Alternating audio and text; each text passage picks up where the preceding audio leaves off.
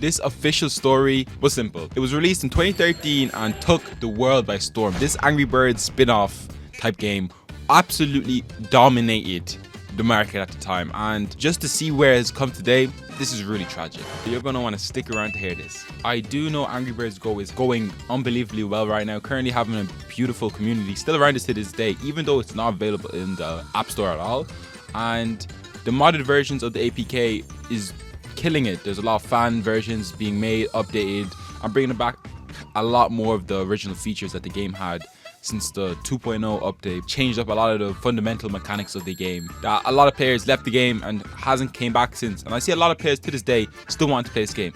So why have they just cancelled one of their best games that they've ever made, most popular, and just the most successful game they've ever made? We are all very familiar to the dreadful 2019 removal of most of the Angry Birds franchise from all the app stores in any way you can download them. So why did Rovio do this? They actually didn't give us an official announcement on why they did this, but I do not have that answer for you either. But I can give you a good consequence to Rovio for doing this, which is pretty bad. Once they actually finally removed and cancelled a lot of the upcoming Angry Birds games to create a fresh start, and they said it was costing money to keep up these games, the opposite actually happened. We can see in the stock value for companies, which is really valuable. I'll explain a bit more in a second, but it dropped significantly, nearly in half, which must have been traumatizing for them at the headquarters seeing this happen. So why is this so bad? It's actually quite important to have higher valued stock because it just makes it easier to do business. Like, it reduces the cost because your business is a higher value. You can take a bigger loans and you can put some stocks up for transfer and all these other things. I'm no businessman, but these are very important for businesses to do. But for that everyday person, this does not matter to us at all. Just simply say, oh, just relist the games. That's not as simple as it. A lot of the games licenses have just run out, like Angry Birds Rio and Angry Birds Star Wars. Like, those licenses have just run out and they can't post them again. But it's just showing stockholders that they are willing to throw away a lot of their foundation, scare away a lot of stockholders and a lot of investors in the company. When you scare away all the investors, how do you bring them back in?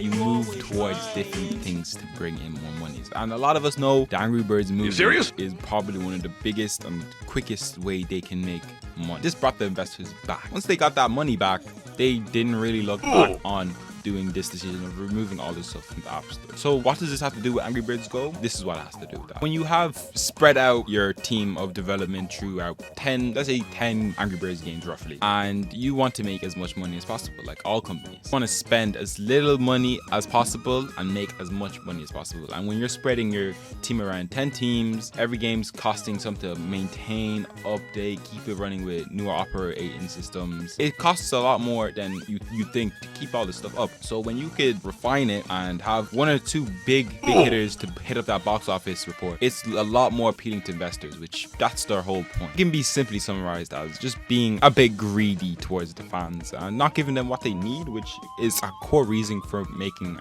a community of people that enjoy your content and will come back and continually enjoy it, which Rovio has been doing wrong, but they're never going to see that point, especially being bought out by Sega, which they probably, saying this with no background of proof, but probably took the Rovio franchise or corporation for the rights to the movie, which they were probably going to do it up, and obviously they announced that number 3 is coming out soon. Basically, it's just unlikely for them to relist Angry Birds Go.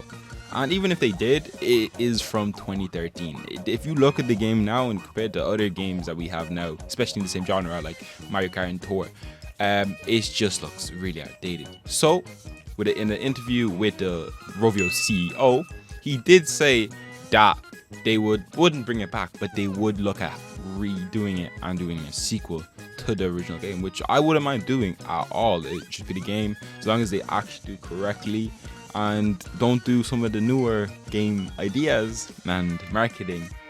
It could be really bright and really good for them to do that, genuinely. I'm officially going to say that this game is not going to be coming back anytime soon, and it's been over 11 years since this game has released, and it's been removed from the app stores and unable to get for new players that haven't owned the game for about 5 years now. It's not looking like it's going to come back anytime soon, and I'm still happy to see that the community's still here, but it's just I can see it next to 0% chance. I'm going to give it a 0 to 5% chance rate of it ever officially coming back via a legit way of getting it, not paying money or going through an APK or to your previous purchase history, I feel like it's just never going to come back officially, which is really sad to see. And if you have any thoughts or opinions, or if you feel like some of the things I said in this video is a bit off, I would love to hear your opinions down below. And I'll see you guys in the next one.